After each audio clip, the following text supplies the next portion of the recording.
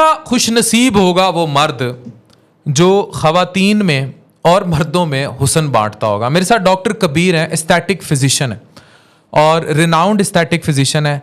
मैं पहला सवाल डॉक्टर कबीर अपने पॉडकास्ट में आपसे ये करूँगा, आजकल की ख़वातीन हुस्न के लिए ओवर क्रेजी हैं और अब लोग कहते हैं कि पार्लर्स पूलर्स ख़त्म हो जाने चाहिए, अब एस्थेटिक को टेकअप कर लेना चाहिए क्योंकि ख़वातीन ने बहुत जिल्दें बर्बाद कर लीं, कभी ब्लीच के हाथों कभी किसी और हाथों। क्या होना चाहिए? अफ़ान, बड़ा इम्पोर्टेंट सवाल है आपका। आजकल के ज़माने में जब मैं अपने क्लिनिक के उस एरिया में जाता हूँ ना जहाँ ओपीडी के लिए पेशेंट्स बैठे होते हैं, तो मुझे 70% पेशेंट्स ऐसे मिलते हैं जो कि अपनी स्किन को बर्बाद कर चुके हैं। 3 सोर्सेज से। एक, उन्होंने खुद ब खुद social media, advertisement, TV channels, उससे देखा कि फार्मूला क्रीम्स हैं, मुख्तलिफ नाम है, उसको मैं नाम लेना नहीं चाह रहा। तो दूसरा जो पोर्शन है वो पार्लर वाला है कि ऐसे पार्लर जहाँ पे ट्रेंड लोग नहीं हैं जो उनको सजेस्ट कर देते हैं। और तीसरा सेल्फ मेडिकेशन है जी, आपने मेडिकल स्टोर से क्रीम ली और लगाना शुरू कर दी। आप हैरान होंगे, बेटनोवेट या बीटाडर्म किसी स्किन के डॉक्टर ने कभी फेस के लिए नहीं लिखी होगी क्योंकि ये स्ट्रॉन्ग स्टीरॉइड्स में आता है। तो लोग एक्नी के स्पॉट्स के लिए वो लगाना शुरू करते हैं और 5-5, 6-6 साल अपने फेस पे बेटनोवेट बीटाडर्म लगाते रहते हैं और एक्नी तो उसके बाद जाती नहीं है, लेकिन जो फेस के साथ होता है वो ज़िंदगी भर उनके पास सिर्फ पछतावा रह जाता है, ब्लैक फेस हो जाता है। स्टीरॉइड्स का इस्तेमाल ख़वातीन जिल्द पर बहुत कॉमन कर रही हैं और ब्लीच का इस्तेमाल बहुत कॉमन कर रही हैं, इससे कितनी तबाही आ रही है? लोग समझते हैं कि फेयर एंड लवली अगर हम लगा रहे हैं ना तो वो एक बड़ी ज़बरदस्त चीज़ है, बट वो भी स्लो पॉइजनिंग की तरह है। आप कई साल 10-10 साल अगर फेयर एंड लवली लगाएंगे या ब्लीच स्किन पॉलिश करेंगे तो वो भी आपकी स्किन थिनिंग उतनी ही करेगी जितनी कि कोई एक फार्मूला क्रीम करती है। जो जब स्किन थिनिंग होगी, प्रोटेक्टिव लेयर ख़त्म होगी, तो ये आपकी रूटीन की जो लाइट्स हैं, जो बल्ब है, जो टीवी है, इवन आपका जो मोबाइल है, वो आपके लिए स्किन के लिए टॉक्सिक हो जाता है। और उसके बाद पहले तो ब्राउन पिगमेंटेशन आती हैं, स्किन रेड होती है और उसके बाद आप एक स्टॉपेबल सर्कल जिसको हम मलाजमा कहते हैं उसमें चले जाते हैं। तो ये हमारा यहाँ का अलमिया है। अच्छा, जितने भी ब्लीच लगते हैं ये अल्टीमेटली जिल्द को पतला कर देते हैं? डेफिनेटली। जब 2-3 साल तक आप हर महीने, 2 महीने, 4 महीने बाद स्किन पॉलिश या ब्लीच करेंगे, वो स्किन थिने करेंगे, एपिडर्मिस जो है ना वो उसकी जो ऊपर वाली तह है सारी ख़त्म कर देते हैं। कितने साल लगते हैं, यानी अंदाजन कितना टाइम लगता है? हम रूटीन में कहते हैं 50 ग्राम ऑफ स्टीरॉइड्स या ब्लीच एप्लीकेशन तकरीबन 40 to 45 टाइम। तो जो लोग रेगुलर यूज़र हैं ना इन चीज़ों के, वो ज़्यादा इफेक्टिव होते हैं। लेकिन कुछ ट्रिकी यूज़र्स हैं, वो वंस इन अ वीक कर लेते हैं जी, हमने हफ्ते में एक दफ़ा फार्मूला क्रीम लगा ली, 5-6 दिन हमारे अच्छे गुजर गए, तो वो 2-4 साल कोप कर जाते हैं इसके साथ। लेकिन जो रेगुलर 2-2, 3-3 महीने कंटिन्यूस लगाते हैं, वो उस क्रीम या स्टीरॉइड, लोग समझते हैं कि स्टीरॉइड शायद वो बेटनोवेट बीटाडर्म है, लोगों को ये नहीं पता कि बहुत सारी ऐसी क्रीम्स हैं इवन मेडिकेटेड, हम डॉक्टर्स भी छोटी मोटी मिकदार में वो लिखते हैं, वो भी ओवर यूज़ करना कि डॉक्टर ने एक दफ़ा लिखी थी तो 5 साल आप लगाते रहें और बाद में पता चलता है कि उसके अंदर भी वो प्रेडनिसोलोन या कोई ऐसा स्टीरॉइड था, उसने भी आपके साथ वही कुछ कर दिया। अच्छा, ये बताएं, कुछ ख़वातीन को ना मेकअप का बड़ा शौक होता है, बाज ही नहीं आती हैं, मियाँ उनके मेकअप से तंग आए होते हैं, वो कहते हैं यार बगैर मेकअप के ज़्यादा सोहनी लगती है। कुछ लोगों को पार्लर्स का क्रेज़ होता है, मतलब मेरे ख्याल से अगर शौहर की तनख्वाह उनकी 50,000 है तो 40,000 पार्लर वाली की जेब में जाता है। शौक बहुत होता है उन्हें मेकअप का, एवं पुट्ठी सीधी सुर्खियाँ लगाई रखेंगी, मेकअप किए रखेंगी और जितनी वो नेचुरली खूबसूरत होती हैं उससे ज़्यादा फिटे मुँह कर लेती हैं अपना मेकअप कर करके। तो मुझे ये बताएं कि जो इतना जिन ख़वातीन को मेकअप का शौक़ होता है वो अपने आप को नुकसान कितना पहुँचाती हैं? देखिए, पाकिस्तान जो ज़्यादा मेकअप करना ठीक है? नहीं, हमारा जो रीजन है ना ये गर्म टेम्परेट जोन है, यानी यहाँ टेम्परेचर अक्सर ही ज़्यादा रहता है और ओपन पोर्स वाली स्किन पाई जाती है और इसके ऊपर जितना आप मेकअप्स करेंगे उतना ही पोर्स के थ्रू वो स्किन में केमिकल एब्जॉर्ब होकर आपकी स्किन को बर्बाद करेंगे। तो इसलिए लिमिटेड टाइम के लिए आप कभी देखें, एक ब्राइड का अगर वो मुल्तान में तैयार हुई है ब्राइड और उसका जो शादी हुई है कहीं इस्लामाबाद या कहीं पिंडी साइड पे और सुबह से तैयार हुई और शाम में इवेंट हुआ और रात को पहुंची, तो अक्सर ब्राइड्स कहती हैं डॉक्टर साहब अगले दिन तो हमें इतनी एक्नी आई स्किन के ऊपर, इतने प्रॉब्लम्स आए, एलर्जीज़ हुई, रिएक्शंस हुए, तो वो 24 घंटे का मेकअप बर्दाश्त श्योर मुकर गया वो तो कहता है ये तो है ही नहीं जो मैं ब्याह के लाया हूं मुल्तान से। तो आप एक दिन का, मैं 24 घंटे के मेकअप की बात कर रहा हूँ। अब अगर रेगुलर बेसिस पे आप हर दूसरे तीसरे दिन मेकअप आप स्किन पे थोप रहे हैं तो वो आपकी स्किन के साथ लॉन्ग टर्म में डेफिनेटली वो अच्छा नहीं करता। अच्छा नहीं, कुछ ना ये कोई ऑब्सेशन भी है, कोई एडिक्शन भी है ख़वातीन को। मैंने देखा है ना, नहीं बाज आती, थोड़ी सी भी बात होगी वो फ़ौरन मेकअप, अपने आप को नेचुरल नहीं रखती। लेकिन जबकि मैंने जो स्टार्स को देखा है, आइसिंग करते हैं लोग। आजकल बड़ा ट्रेंड है कि सुबह सुबह बर्फ़ में मुंह करने का या मुंह को बर्फ़ से साफ़ करने का, उसका कितना फ़ायदा है? पोर श्रिंक होते हैं तो एवरीबॉडी वांट्स कि पोर श्रिंक हो, स्किन टाइटनिंग रहे। तो इसमें एक क्रायो फेशियल आया था, बड़ा दरमियान में इन हो गया था। तो क्रायो फेशियल में वो फ्रीजिंग ही करते थे हम। तो ये अच्छी चीज़ है, करना चाहिए। और बहुत सारे लोग, आपको पता है कुछ लोगों में ट्रेंड है जी, डॉक्टर साहब हम हर डेली क्लींजिंग करती हैं स्किन की। बट डेली क्लींजिंग आपको नहीं चाहिए। आप वंस इन 15 डेज या एक महीने में एक दफ़ा क्लींजिंग कर लें। तो बार बार क्लींजिंग करना, पोर्स को ओपन करना, उससे आपकी डस्ट इम्प्योरिटी स्किन में अब्जॉर्ब होकर फिर आपकी स्किन को डैमेज करती हैं। तो अफान मैं ये कहता हूँ कि अब मैं अपने पेशेंट्स को हमेशा, बल्कि मैं स्टार्ट से ही एक चीज़ समझाता हूँ कि skin only is not important. आपकी ओवरऑल पर्सनैलिटी ग्रूम होनी चाहिए। और पर्सनैलिटी ग्रूम होती है वो स्टार्ट आपकी फ़िज़िक से होती है, आपकी प्रेजेंटेशन से होती है, और उसके बाद आपकी स्किन आती है। एक सांवला जो लड़की है, सांवली या गंदमी है कलर वाली, वो ज़्यादा अट्रैक्टिव या ग्रेसफुल हो सकती है उस बंदी से कि कलर अच्छा है और आपकी मोटी है, चबी है, पेट निकला हुआ है, आपकी पर्सनैलिटी जो है डिस्टॉर्टेड है। तो अब लोगों को बाज़ जो दुबली पतली गंदुमी रंग की ख़वातीन होती हैं वो ज़्यादा अट्रैक्टिव होती हैं। इवन बॉलीवुड को आप देख लें, जो बिपाशा हो गई या कुछ जिन्होंने अपने बड़े नाम पैदा किए हैं, उन्होंने अपनी अट्रैक्शन पे ज़्यादा अट्रैक्ट किया लोगों को। बिल्कुल सही है। तो अब हमें एज अ डॉक्टर भी इस चीज़ को, आप भी प्रमोट करते हैं, आपका शोबा भी इससे बड़ा रिलेटेड है, क्योंकि ओबेसिटी के बाद आपको पता है जो चेंजेस आती हैं, स्किन भी बर्बाद होती है और आपकी ओवरऑल फिजिक भी चेंज होती है। सही, यानी आप ये कह रहे हैं कि ख़वातीन अपने मेकअप से ज़्यादा अपनी फिटनेस पर ख्याल रखें, अच्छी डाइट लें, अच्छी एक्सरसाइज लें, हमेशा स्किन का मशवरा स्किन के एक्सपर्ट से लें, और वो भी जितने टाइम के लिए कहा जाए उतना टाइम वो यूज़ करें। ये नहीं कि एक ही प्रिस्क्रिप्शन को सारी लाइफ आप यूज़ करते रहें और उसमें कोई ऐसी चीज़ हो जो आप 1 महीना 2 महीने 3 महीने से ऊपर यूज़ नहीं कर सकते। जैसे मैं एक स्टीरॉयड की बात कर रहा था, तो उसमें बेहतर है आप प्लान लिखवाएं, उसको आप जितना अरसा इम्प्लीमेंट करना चाहें वो डॉक्टर से पूछ के करें।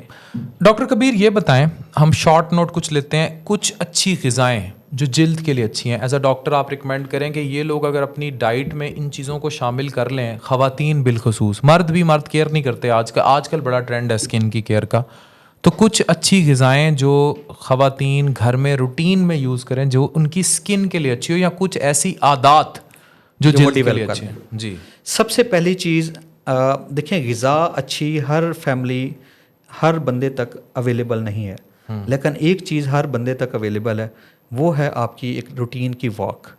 आपने वॉक करनी है और फिज़िक को स्लिम रखना है। उसके बाद आ जाता है ईज़िली अवेलेबल चीज़ें मार्केट के अंदर।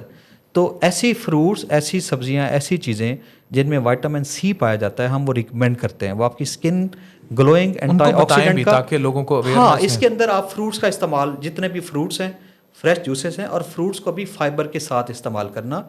और उसको फाइबर के बगैर करते हैं तो वो आपकी बहुत सारी जूस ना पिए, छिलके के साथ लें, छिलके के साथ पिए तो ज़्यादा अच्छा है। और साथ ही आपके साथ जो सब्जियां हैं उनका इस्तेमाल, और हमें कोशिश करना चाहिए कि चिकन के इस्तेमाल को और जंक फूड को जितना डिस्करेज कर सकें वो करें।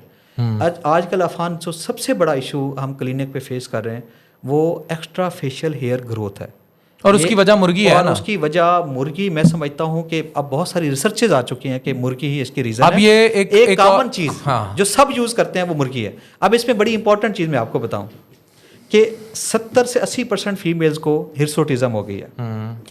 अच्छा, 10 साल तो उन्होंने थ्रेड वैक्स से गुजारा किया, वो 10-12 साल के बाद बाल भी सफ़ेद होना शुरू हो गया, 45-50 की एज आ गई, उस मौके पे उनकी लेज़र भी नहीं हो सकती। तो वो आपकी पूरी लाइफ उन बड़े बड़े बालों के साथ वो गुजारा करते हैं। नहीं तो आपको हर 15 दिन बाद पार्लर का रुख करना पड़ता है या महीने बाद करना पड़ता है। तो चिकन, जंक फूड, इसको डिस्करेज करने की कोशिश करनी चाहिए। और मेरे क्लिनिक पे पहली एडवाइस यही होती है कि कौन कौन सी चीज़ें आपने अपनी लाइफ से निकालनी है, उसमें चिकन पहले नंबर पे आता है। सुन लिया, डॉक्टर कबीर एस्थेटिक फिजिशियन है, माने हुए जिल्द के स्पेशलिस्ट हैं। मैं इनको पिट मर गया। पोल्ट्री वाले ना, कुछ दोस्त मुझसे नाराज़ रहते हैं, मैं ज़रा मैं आपको छोटी सी मिसाल देता हूँ। पोल्ट्री वालों को छोड़ें, आप ये बताएं, क्या देसी मुर्गी आप खाएं, क्या उसका टेस्ट और चिकन का टेस्ट बराबर है, या आप बीफ या मटन खाएं? जो जानवर, ये तो हमारे बुज़ुर्ग भी कहते हैं कि जो जानवर चरागाहों में पलते हैं ना, उनकी फूड, उनकी डाइट उसी तरफ आ रहे हैं। हाँ। उसी तरफ आ रहे हैं। मैं अभी एक बात जी, को जी, जी, कंक्लूड जी। करने लगा हूँ कि पोल्ट्री वाले जो है ना, मुझसे दोस्त अक्सर नाराज़ रहते हैं। कभी अच्छा खैर मैं लीगल नोटिस की तो परवाह करता ही नहीं, लेकिन अभी कोई 50 बिलियन हर जाने का, जो इतना पाकिस्तान का IMF से कर्जा लेना है, उतना मुझे हर जाने का कोई लीगल नोटिस इन्होंने भेजा हुआ था, जो आई थिंक उससे बेहतर है पाकिस्तान का कर्जा उतार दें। तो मैं आपको यही समझाने की कोशिश कर रहा हूँ कि हम उनके खिलाफ नहीं हैं। मैं फिर बात उसको रिपीट करूँगा। अगेन उन्होंने कहा कि जो मुर्गी, मेरे सामने डॉक्टर ही बैठे हैं, डॉक्टर सुबैल इकराम भी डॉक्टर है, जो मुर्गी नेचुरल हैबिटेट पे पलेगी, जैसे देसी मुर्गी है, वो नुकसानदेह नहीं है।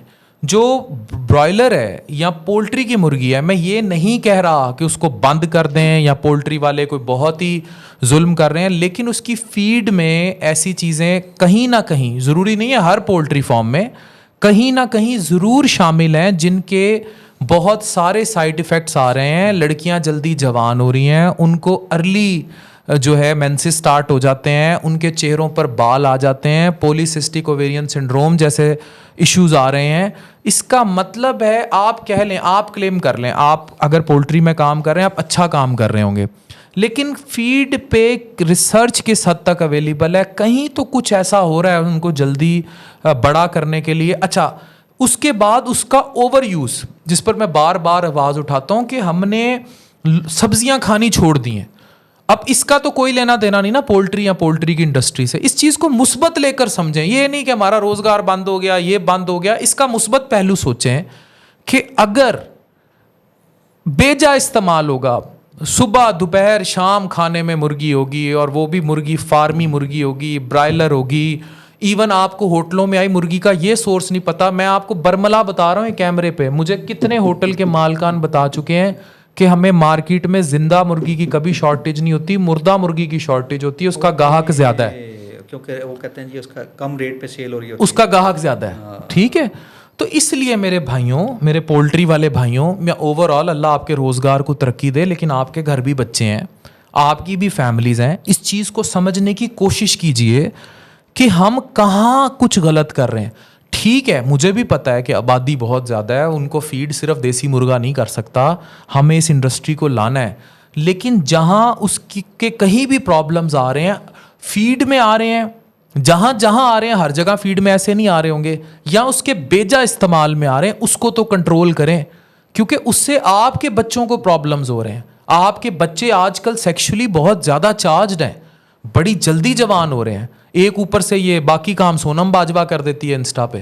मेहरबानी करें, इस चीज़ को समझें, इस चीज़ की क्रक समझें। कितनी खवातीन आती हैं जो चेहरे पे लेजर करा मैं आपको ना यही आपकी बात को आगे लेके चलता हूँ। अब अगर हम अपने आउटडोर के अंदर पेशेंट्स को देखते हैं ना, तो पिछले कुछ सालों में, 3-4 सालों में एक रेशो बहुत ज़्यादा बढ़ी है, वो पॉलीसिस्टिक ओवेरियन डिजीज़ है, जो कि हम समझते हैं कि ये जंक फूड या ब्रायलर या इन चीज़ों की वजह से ये मसाइल आए हैं। अच्छा, ये जो PCODs है या हार्मोनल इम्बैलेंस जो आ रहा है ख़ासतौर पे फीमेल्स में, वो सिर्फ चेहरे पे बाल नहीं आते, सबसे ज़्यादा उसको अफेक्ट जो होता है वो चेहरे पे एक्ने आना, और मेल की तरह उसका हेयर फॉल होना।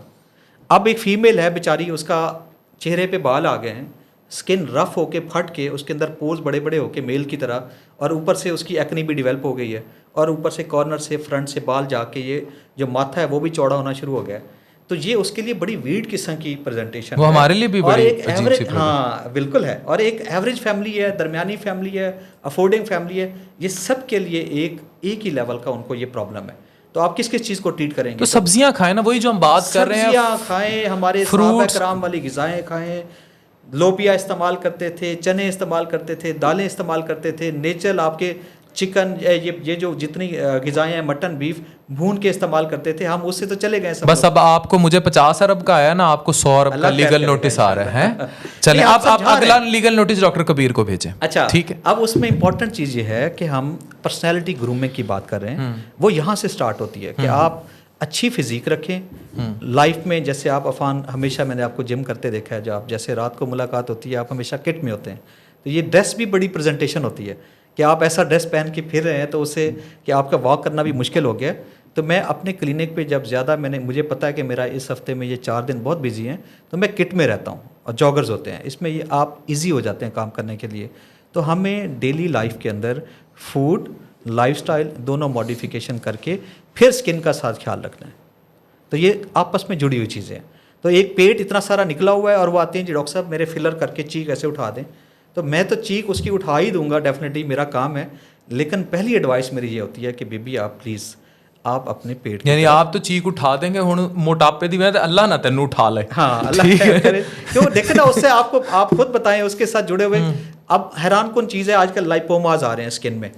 अच्छा इधर ये लाइपोमा, स्किन इधर के अंदर लाइपोमा, जो ये स्किन जो के अंदर बड़े फोड़ियां बन जाती हैं ये फैट के गिल्लड़ होते हैं। जी बिल्कुल इस तरह का ये सब चीज़ें ओबेसिटी के साथ जुड़ी हुई हैं। इनके लिए मज़ीद इनको थोड़ा बताएं कि हाउ चाय का जो बेजा इस्तेमाल है, चले हम मुर्गी से ज़रा बाहर आ जाते हैं, जो चाय का बेजा इस्तेमाल है, जो जंक फूड है, जो कॉफ़ी कल्चर है, ये कितना डैमेज। जो कॉफ़ी कल्चर वो मलाइयों वाला कॉफ़ी कल्चर है, वो जो सिप्पे और ऊपर से जीले और मुबता ना पा वो जो क्रीमें डाल रही होती हैं। मतलब अफसोस होता है, you are there to relax and drink coffee और कॉफ़ी का आधा कप वो है, आधे कप में हलीब की या किसी की वो पूरी मलाई तुन्नी हुई है। How dangerous it is. मैं इसमें स्किन के लिहाज से बताऊं तो लोगों को आजकल लिप कलर का बड़ा फिक्र आजकल हो रहा है। तो वो जो कॉफ़ी या टी वाले हैं ना रेगुलर यूज़र, तो सबसे पहले तो उनके लिप्स ब्लैक होते हैं। मैं स्किन की बात करूं, बाकी तो आप बेहतर जानते हैं वो जो चाय कॉफ़ी या टी या कोल्ड ड्रिंक्स हमारे साथ कर रही हैं, तो स्किन भी डल होगी, आपके लिप भी आपके डेफिनेटली वो उन पर पिगमेंटेशंस आएंगी और बाकी जो उसके स्किन के अंदर जो इफ़ेक्ट्स हैं वो आपकी जो एंटीऑक्सीडेंट बॉडी में इन चीज़ों से कम हो जाते हैं। और जब वो कम होंगे तो आपकी स्किन के अंदर मुख्तलिफ कैंसर्स आने के चांसेस भी बढ़ जाते हैं। पाकिस्तान में गो इसकी रेशो कम है, लेकिन ओवर यूजेज किसी भी चीज़ की, ऐसी चीज़ की वो रिकमेंडेड नहीं है। ठीक है, आप अरब का कल्चर देखें, आप भी जाते होंगे, आप जिस भी मुल्क में जाएं, होटल में जाएंगे तो वो आपको पहले 1 खजूर या 2 खजूर और एक साथ कहवा प्रेजेंट कर देते हैं और यही उनका ट्रेंड है। और मेरे ख्याल में मैं अब तो क्लिनिक पे अपना सोच रहा हूँ कि कॉफ़ी और टी मशीन बिल्कुल यहाँ से वाइप अप करूँ और अपने पेशेंट्स को आदत डलवाऊँ और अपने आप को भी, अपनी टीम को भी, कि आप 1 खजूर लें और साथ कहवा लें।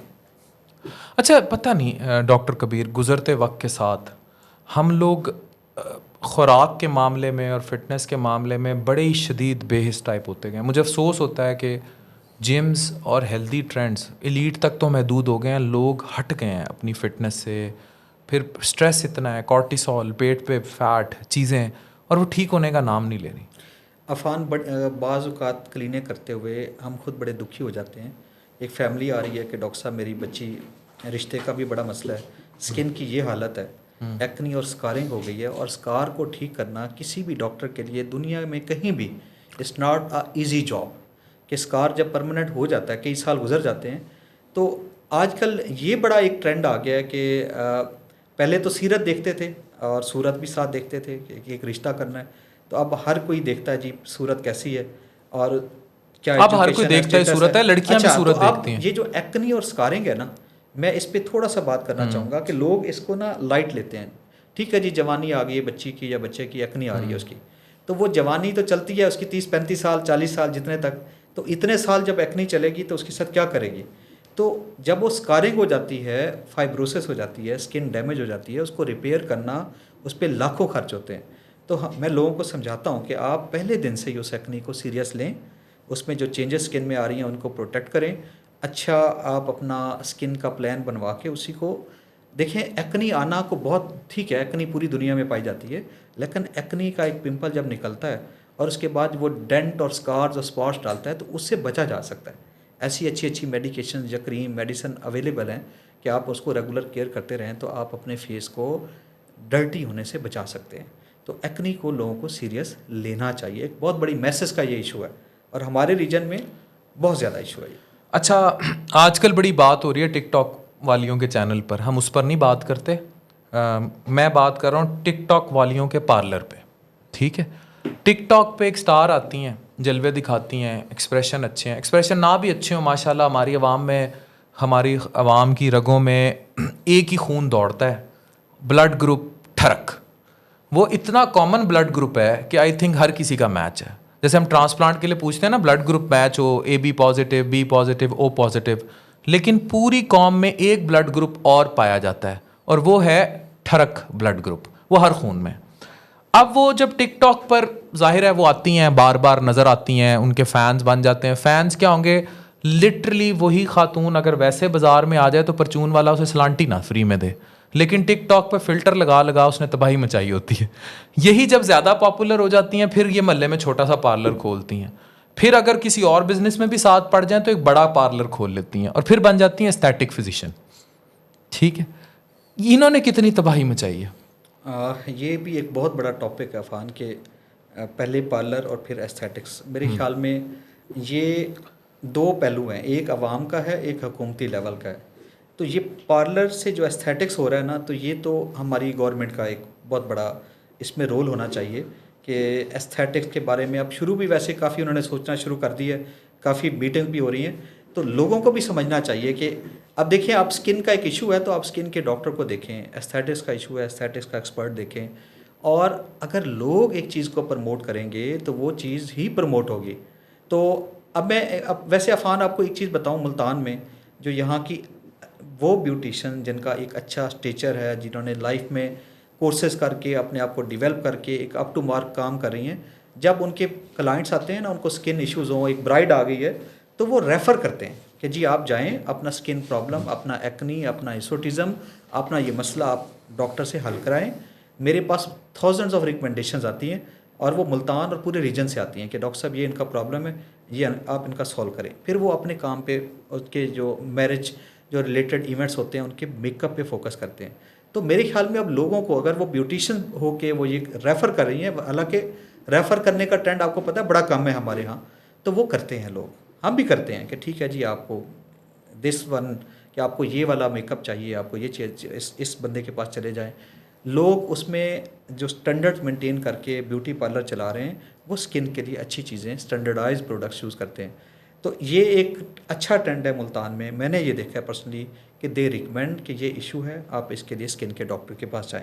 मेरे पास अगर वो रेफ़र करते हैं तो बाकी यार डॉक्टर्स गली को मोहल्ले के पार्लर्स में या इवन बहुत सारे अच्छे वो पार्लर्स में सब कुछ नहीं हो रहा ना। हुकूमत लेवल पे अफान देखना चाहिए। क्वैकरी है ना, क्वैकरी है, बिल्कुल क्वैकरी को तो वो आपको पता है, डॉक्टर्स के लिए रोज़ लॉ बनाते हैं, आपको पता ही है, लेकिन डिस्पेंसर्स के लिए, इन चीज़ों के लिए जो प्रैक्टिसेस हो रही हैं उनके लिए जो है, अब मैं आपको बताऊं, मेरा जो गांव है मेलसी में, जो घल्लू में अक्सर आपसे जिक्र भी करता हूं, 20,000 की आबादी है, वहाँ एक भी BHO नहीं है, एक भी डॉक्टर नहीं है, 3 डिस्पेंसर्स हैं, पूरा एरिया उनके मरहूने मना चलता है। मैं सब तीनों को जानता हूँ और मैं बड़ी देर से कोशिश कर रहा हूँ कि मेरे पास अल्लाह ताला रिसोर्सेज दे और मैं एक अच्छा सा वहाँ एक सेटअप बनाऊँ, वहाँ एक अच्छा डॉक्टर प्रोवाइड करूँ और चीज़ें वहाँ पे बेहतरी की तरफ जाएँ। तो उसमें यह है कि जब ये फुकदान होता है ना, तो जो अवेलेबल आदमी है ना, वही उनके लिए डॉक्टर होता है। अच्छा, बहुत सारे लड़कों को ये फिक्र होती है, लड़कियों को भी, जब वो एक्नी लेके जाते हैं इग्नोर करते रहते हैं, माँ बाप कहते हैं हार्मोन्स का मसला है, शादी होगी तो चीज़ें ठीक हो जाएंगे। ये मिथ है या इसमें कितनी बात हकीकत है कि हार्मोन रिलेटेड कुछ चीज़ें शादी के बाद ठीक भी होती हैं, आपका लाइफस्टाइल भी चेंज होता है, चीज़ें बदलती हैं, आपकी बहुत सारी चीज़ें पॉजिटिव हो जाती हैं उसके बाद। अब PCODs के एलिमेंट के साथ हम, बहुत सारी पेशेंट्स आती हैं, डॉक्टर साहब 5 साल हो गया, PCODs है, एक्नी भी है, हिर्सुटिज्म भी है, प्रेगनेंसी नहीं हुई, और वो थोड़ी सी एफर्ट करती हैं, और थोड़ी सी एफर्ट इतनी कि अपनी लाइफस्टाइल मॉडिफिकेशन करती हैं और उसके बाद वज़न कम करती हैं, वज़न कम करती हैं, और उसके बाद उनकी वो प्रेगनेंसी का फैक्टर भी ठीक हो जाता हाँ, है, बच्चा पैदा हो जाता है, बच्चा देता है, औलाद देता है, और उसके बाद साथ साथ उनकी जो स्किन इश्यूज़ हैं वो भी हमारी मेडिकेशन बड़ा जल्दी से इफेक्ट करती है। तो ये रिलेटेड चीज़ें हैं। मेरे एक दोस्त हैं, रॉयल आर्चर्ड में रहते हैं, उनकी मिसेस मेरे पास लेज़र के लिए आती थी, तो मैंने, वो कहते हैं जी 10 साल से हम बहरीन से आए थे, तो यहाँ हमने कंस्ट्रक्शन का बिज़नेस किया, तो औलाद हमारी नहीं है। तो मैंने उनको कहा यार ये तो सीधा सा मसला है, इतनी हिर्सुटिज्म में आप एक अच्छा अल्ट्रासाउंड ले लिया तो PCODs स्ट्रॉन्गली पॉजिटिव था, यानी ओवरीज के साइज़ काफ़ी ज़्यादा थे, सिस्ट के साइज़ ज़्यादा थे। तो जब मैंने गायनाकोलॉजिस्ट को भेजा तो मुझे साल बाद वो मिले मुल्तान में, और वो यहाँ पे चाय खाना मशहूर जगह, तो कहते हैं जी ये माशाल्लाह डॉक्टर साहब हमारा बेटा, मेरी गाड़ी रोकी उन्होंने, गुजरते हुए देखा होगा उन्होंने, तो साल बाद दोबारा मेरे पास आए, उन्होंने कहा डॉक्टर साहब अल्लाह ने दूसरा बेटा दिया, 10 साल बाद। ये लाइफस्टाइल मॉडिफिकेशन के इतने सारे पॉजिटिव इफेक्ट हैं। उस बंदे को आप भी जानते हैं, मैं आपको बाद में नाम बताऊंगा। तो अल्लाह ताला ने उसको 2 बेटे दिए, वो भी 10 साल के बाद, जब वो बिल्कुल सोच रहे थे कि अब औलाद नहीं है तो हम वाइंड अप करें, बहरीन वापस चले जाएं। तो आपकी जो लाइफस्टाइल, डाइट, ये चीज़ें रोल प्ले करती हैं, और इसके साथ ही आप स्किन की चीज़ों को आप लेके चलें, फिर आपकी ऑटोमेटिकली 50 साल में भी आप 30 साल के लग रहे होंगे। कमाल बात, ऐसे होता है। बिल्कुल। Coming to fourth section of our podcast, doctor Kabir, एक ट्रेंड है आजकल गायनी और एस्थेटिक्स को लेकर, जिसमें लोग बहुत ज़्यादा मिथ्स भी पालते हैं। उसमें रीजनरेशन का काम है, मतलब जिसमें जिनकी औलाद नहीं हो रही वो टेस्टिकुलर रीजनरेशन कर रहे हैं, या आपको बेहतर पता है कि वो क्या करते हैं, किस तरह करते हैं, कि स्पर्म काउंट बेहतर कर लेते हैं जो। और जो ख़वातीन बहुत ज़्यादा बच्चे पैदा कर चुकी हैं तो उनकी ज़ाहिर है वो वाली जगह जो है उसको टाइट करने के लिए ये मेथड अडॉप्ट किया जाता है, जिसे वेजिनल रीजनरेशन कहते हैं। ये क्या है और इसे कब कराना चाहिए, और इसके कितने मौसर मतलब इफ़ेक्ट्स हैं और साइड इफ़ेक्ट्स क्या हैं, और क्या ये सिर्फ गायनी वाली करेंगी या ये प्योर एस्थेटिक फिजिशियन का काम है, या मिल के करेंगे? देखें जी, जो पाकिस्तान वाला मुआशरा, हमारा जो मुआशरा है ना, इसमें आपको पता है शर्म हया का एक पहलू है। डॉक्टर भी रखते हैं और पब्लिक भी रखती है, सारी चीज़ें। हमारे पास भी लोग इस कंप्लेंट के साथ प्रेजेंट करते हैं, और I have special team of my doctors, जो उसको डॉक्टर खदीजा जो गायनाकोलॉजिस्ट हैं वो हेड करती हैं। तो हम उनको वो जो प्रॉब्लम उनके साथ शेयर करती हैं, उसमें ये सारी चीज़ें आती हैं, ब्रेस्ट का सैगिंग हो जाना, या ये जो आप वजाइनल रिजुविनेशन की बात कर रहे हैं, या इस तरह के बहुत सारे प्रॉब्लम्स हैं। इवन प्रेगनेंसीज के बाद पूरे बॉडी पे आपको पता है, वो जब स्वेलिंग्स होती हैं, जब वेट बढ़ता है तो उसके बाद स्ट्रेच मार्क्स पड़ जाते हैं। वो पेट जो है उनको लगता है, वो कहते हैं डॉक्टर साहब देखने के काबिल नहीं है। तो अब इस सारे इश्यूज़ को एड्रेस करने के लिए हमारे पाकिस्तान में तकरीबन हर शहर में आपको ये फैसिलिटीज़ आ गई हैं। हमारे पास क्या होता है जी, हमारी फीमेल डॉक्टर उसको असेस करके प्लान बना के मेरे साथ डिस्कस करती हैं कि डॉक्टर साहब ये इश्यूज़ आ रहे हैं, और फिर मैं जस्ट उनको डायरेक्ट करता हूँ कि go for this work. Machines भी इसके लिए हैं, जैसे हाइफो मशीन है या CO2 फ्रैक्शनल लेज़र है। ये एक बहुत ही ईजी काम है जिसके थ्रू ये वेजिनल रिजुविनेशन होती हैं। या ब्रेस्ट सैगिंग का इशू है, उसके लिए भी मशीन्स हैं, they are very very effective. फिर उसके बाद इंजेक्टेबल प्रोसीजर्स हैं जिसके थ्रू ये प्रोसेस ठीक किया जाता है। इसमें हम रीजनरेटिव टेक्नोलॉजी को प्रमोट करते हैं, स्टेम सेल्स को और PRGF को, या आपकी नैनो फैट ग्राफ्टिंग को। और अगली स्टेज पे जाना है तो फिर आपको सर्जरी में जाना पड़ता है। वो प्योरली हमारी गायनाकोलॉजिस्ट, प्लास्टिक सर्जन वो मिलके इसको परफॉर्म करते हैं। लेकिन लेज़र का प्रोसेस जो होता है CO2 फ्रैक्शनल के थ्रू, या हाइफो का प्रोसेस होता है, या PRGF का, ये रेगुलर हो रहे होते हैं, और इससे बहुत सारे लोग सेटिस्फाई होते हैं कि नेचुरल रीजनरेशन होने के बाद वो रिजुविनेशन हो जाती है।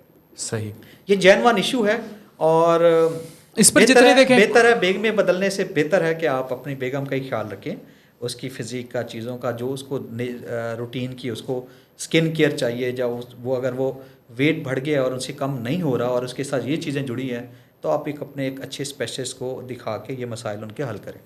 ये आपने बड़ी अच्छी बात की, बेगम बदलने वाली। आप फिर मेरा अंदर का जो है ना, यहाँ ज़मींदार तबके में तो ट्रेंड है ना 1 2 3 बेग में, और हर रूटीन में तो हर कोई ये पॉसिबल वैसे करना भी नहीं चाहिए।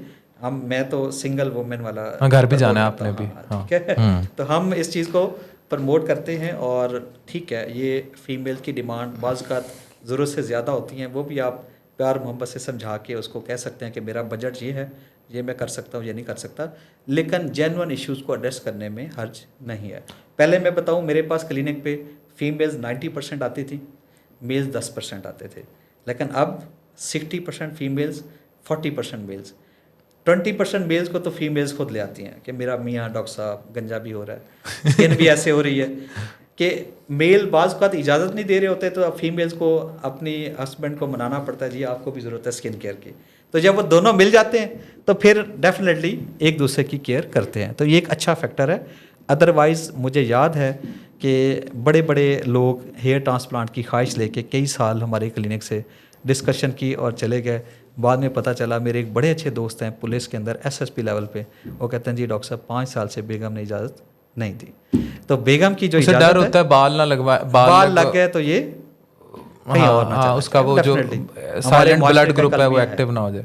अच्छा, बेगमात को आज तक ये बात समझ नहीं आई, ये मैं आपको बतौर मर्द और बतौर माशरे के एक ऐसे इन्फ्लुएंसर के जो बहुत कुछ सोसाइटी में देखता है, मैं आपको आज एक बात बता दूं, खातून जेब के पीछे और मर्द हुस्न पे मरता है। अगर आप लोगों को ये मिथ है कि आप अपने शौहर के बाल लगवा देंगी और उस पर दूसरी खवातीन मरेंगी, तो ये तो बिल्कुल गलत मिथ है। हाँ, थोड़ी सी अट्रैक्शन ज़रूर पैदा हो सकती है। हाँ, अगर उसकी जेब में पैसा है, बेशक वो गंजा है, काला है, मोटा है, जो मर्जी है, ठीक है। मनी मर्द का सही वाला हुस्न होती है, उसका गंजा मोटा काला होना ज़्यादा मैटर नहीं करता। This is what I observed usually. हाँ, ज़रूरी नहीं है कि हर औरत ही गोल्ड डिगर हो, कुछ लोगों को हुस्न भी पसंद होता है, लेकिन पैसा डू मैटर्स। अच्छा, डॉक्टर कबीर आगे आते हैं। मुझे ये बताएं, ख़वातीन जो अपने चांद जैसे शौहर लेकर आती हैं आपके पास, वो किन किन मसाइल के लिए लेके आती हैं, कि क्या क्या उनमें उनको डेंटिंग पेंटिंग रिक्वायर्ड होती है यूजुअली? एक तो आपने बताया कि बाल गिर जाते हैं, और मर्दों को क्या मसाइल मेल्स होते के हैं? अंदर ज़्यादा प्रॉब्लम फीमेल का तो स्किन का इशू है ना, कि उन्होंने फेस को जो है वो 25 साल का रखना है, बाकी बॉडी के साथ जो भी हो रहा है वो उसको पहले वो इग्नोर करती थी, लेकिन अब उनको ये आगाही मुख्तलिफ चैनल से, हमारे ज़रिए, आपके ज़रिए आती जा रही है। सहेलियां ताने मारती हैं ना। हाँ, फिजिक की तरफ भी तवज्जो देनी है कि अपने आप नु वेखते उन्नु वेख। हाँ, मेल्स का जो इशू है, ताने मारती हैं आपस में। Very natural, it's very natural. तो नोबडी वांट्स, जो देखो ये अफान, नोबडी वांट्स कोजा हस्बैंड, हाँ, टेक्निकली और तो लॉजिकली। अब लोग जो है वो मेल जो है वो अपने हेयर्स के बारे में दे आर वेरी कॉन्शियस कि जी मेरी फैमिली में गंजपन है, मामू साइड पे या वालिद वाली साइड पे, तो वो पहले से ही PRGF करा के अपने बालों को सेव करना शुरू कर देते हैं। PRGF, PRP इस अमेजिंग टेक्नोलॉजी जो आपके अपने ब्लड के ग्रोथ फैक्टर हम लेके उसके थ्रू प्रोसेस कर देते हैं। अगर वो सही मानों में प्रिपेयर की जाए और इंजेक्शन साइट भी आपकी ठीक हो, एक्सपर्टीज़ आपकी ठीक हो, तो इट्स 100% इफेक्टिव ट्रीटमेंट। तो हेयर का जो इशू है, हेयर ट्रांसप्लांट हो या PRGF हो, ये आप डिसाइड करते हैं कि इस पेशेंट को क्या ज़रूरत है। अभी हेयर ट्रांसप्लांट भी नॉन सर्जिकल जब से आया है वो इतना आसान हो गया है कि आप आज ट्रांसप्लांट कराएं, बाल लगवाएं और कल आप अपने ऑफिस में बैठे होते हैं बगैर टिंड किए। जदीद टेक्नोलॉजी में आप रूट्स लेके अंदर मिक्स करके अंदर लगा देते हैं, और इवन अब लॉन्ग हेयर ट्रांसप्लांट आ गया कि आप पूरा का पूरा बाल ही लेके लगा देते हैं। ये अभी दुनिया की लेटेस्ट इन्वेंशन में से है। तो वो वाला दौर ख़त्म हो गया जी, सर्जरी होगी, पता नहीं क्या होगा, कितने दिन क्या होगा, लोग साइड इफ़ेक्ट से बड़ा डरते थे। मेरा एक बहुत प्यारा दोस्त है हाफिज़ अहमद, एडिटर, उसकी पिक्चर लगा दें ज़रा, गंजे की भी लगा दें और फिर बालों के साथ भी लगा दें। तो काफ़ी मशहूर फ्रीलांस, मैं उसे बड़ा छेड़ता रहता हूँ, फ़िटनेस का बिल्कुल ख्याल नहीं रखता। ये वाक़या मैं कोट करने जा रहा हूँ और ये उसकी तस्वीर के साथ हम शेयर करेंगे। एक दिन हाफिज़ अहमद और मैं ख़वातीन की शॉपिंग के बहुत ख़िलाफ़ हूँ, तो मुझे नहीं पता था कि हाफिज़ अहमद मेरा बहुत अच्छा दोस्त है कि उसने PhD कर रखी है। अब मैं जो टर्म उसके सामने बोल रहा था मैं बोल नहीं सकता, खिदमत गुजारी में ख़ातून की। माशाल्लाह। तो वो शॉपिंग मॉल पे मुझे कहता है कि अहलिया आई हुई है मेरी, तो उसने कहा बच्चों को ले आओ, इधर चलते हैं, वो एम्पोरियम मॉल। अब मुझे मेरी बेगम का पता था, मैंने कहा ये तो मॉल एक दफ़ा चलेगी तो फिर निकालने के लिए मुझे तो भाई बहाने करने पड़ेंगे, वो तो मैं तो मॉल जाता ही नहीं उसके साथ, ऊपर से लाहौर, ऊपर से डॉक्टर नाजिश। तो अब उधर उनकी बेगम, अब वो आ गए मॉल, तो रोज़े का टाइम था, हम ग्लोरिया जीन्स जाके बैठ गए। ये जब हम ग्लोरिया जीन्स जाके बैठ गए तो अब हाफिज़ अहमद साहब ऑर्डर पे ऑर्डर दिए जा रहे हैं।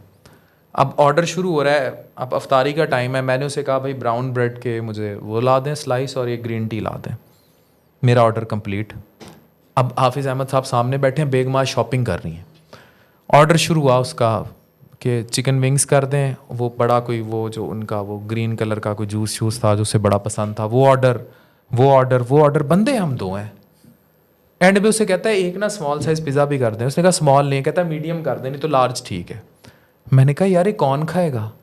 मैं खाऊंगा, मतलब मैं खाऊंगा। मैं कहा ठीक है। अब मुझे लग रहा था ये हज़रन उसको वो कर रहा है, इससे इतना खाया खुआ जाना नहीं।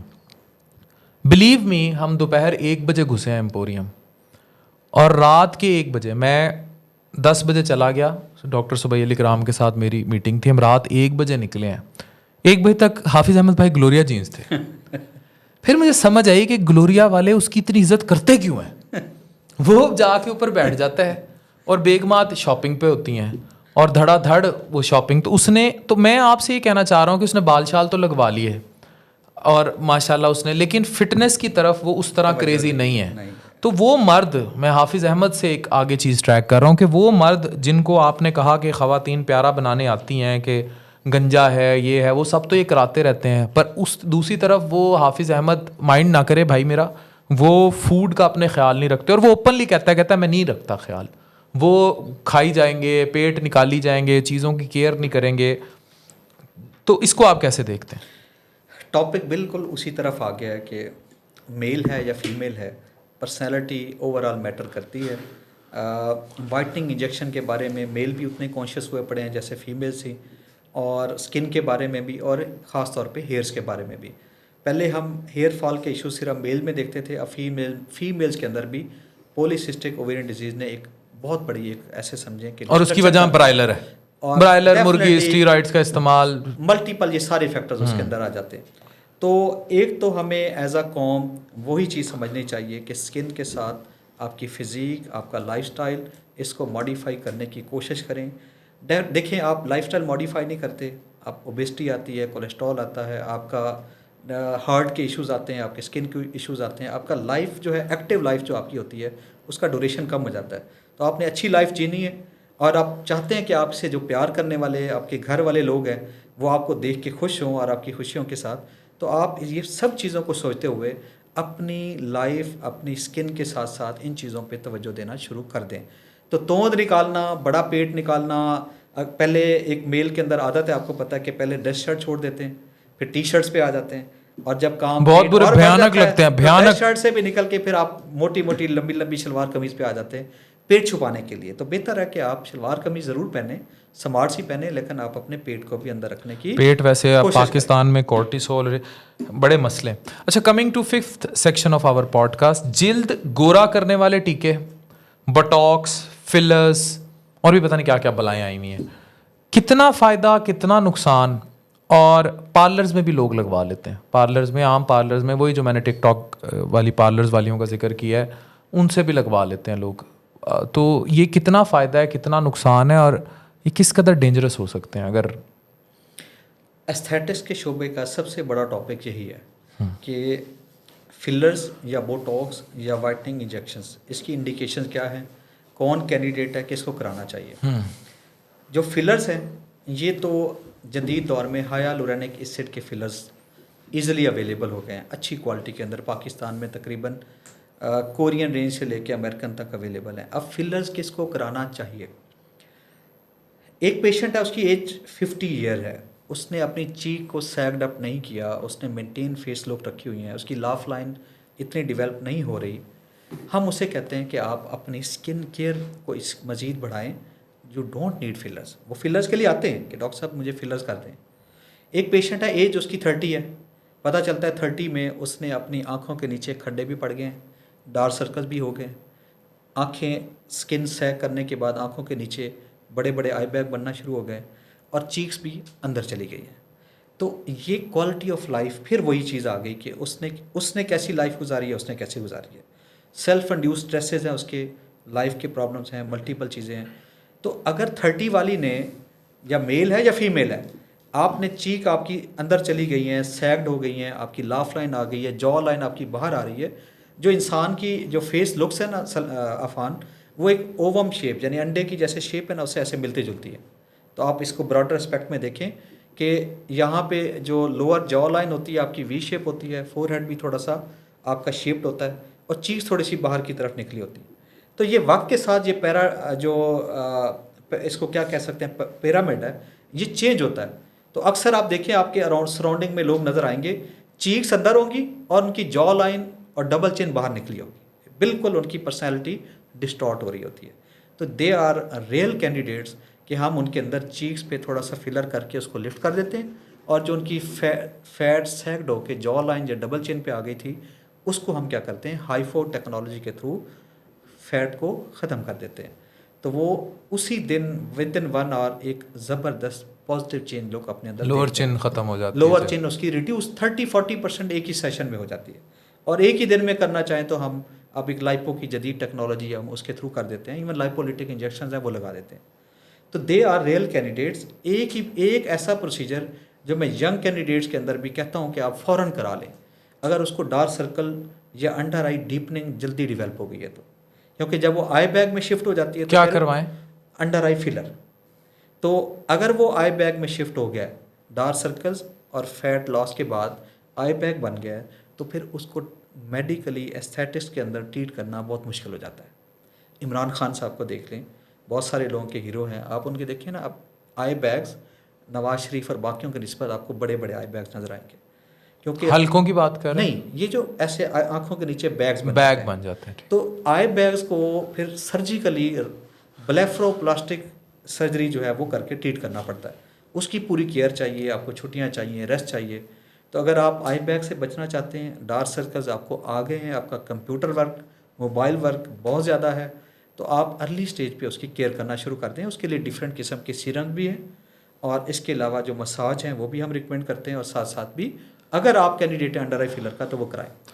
स्ट्रेस, नींद की कमी आंखों के गिर्द हल्कों की बड़ी वजह है। क्या क्या करें? देखिए, पहले तो हम देखते थे सिर्फ बैंकर ज़्यादा अफेक्ट होते थे, लेकिन मोबाइल को रात को 4-4 घंटे आप स्क्रीन टाइम अगर आप करेंगे 3-3 घंटे, तो मेरे ख्याल में हमें स्क्रीन टाइम कम करने पे तवज्जो देनी चाहिए। और साथ साथ ही आपको क्या करना चाहिए, कोई ना कोई स्किन केयर के अंदर अच्छा सन ब्लॉक और मॉइस्चराइज़र का इस्तेमाल की आदत डाल लें, क्योंकि यूवी रेज़, आपकी अल्ट्रा वायलेट रेज़, आजकल तो अफ़ान हम रिकमेंड करते हैं कि आप जो रोशनी, ये लाइट्स अपने ऑफिस में रखते हैं ना, तो फ्रंट की बजाय आप अपने सर और पीछे की तरफ रखें, क्योंकि यूवी रेज इसके अंदर से आई जा रही हैं और आपकी स्किन को डैमेज कर रही हैं। तो ये तो है फिलर का टॉपिक, कि आप अगर सूटेबल कैंडिडेट हैं, एक्सपर्ट डॉक्टर से अपना फिलर लें, और अपनी फेस शेप को बजाय इसके कि आप 30 साल में 45 के लगना शुरू हो जाएं, तो मेंटेन रखने में कोई हर्ज नहीं है। क्योंकि आपकी हर बंदा भला उसके, आप देखिए उसके 10 बाल है ना, उसने भी शावर लेना है, तैयार होना है, उस 10 बालों को भी कंघी देनी है, और उसने फेस को देखना है।